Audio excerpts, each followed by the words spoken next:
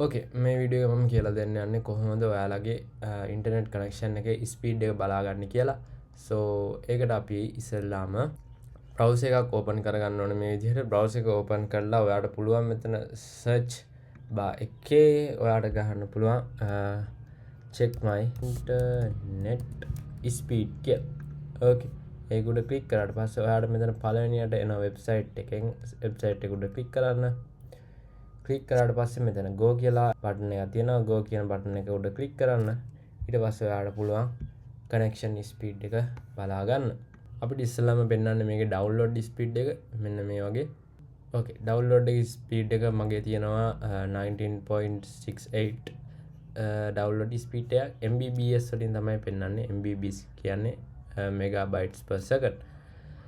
so ඊට පස්සේ අපිට පෙන්නනවා අප්ලෝඩ් ස්පීඩ් එක. අප්ලෝඩ් ස්පීඩ් එක අපිට මෙන්න මෙහෙම බලා ගන්න පුළුවන්. අප්ලෝඩ් ස්පීඩ් එක අපිට තියෙනවා 10.38 ඩවුන්ලෝඩ් අප්ලෝඩ් ස්පීඩ් එක.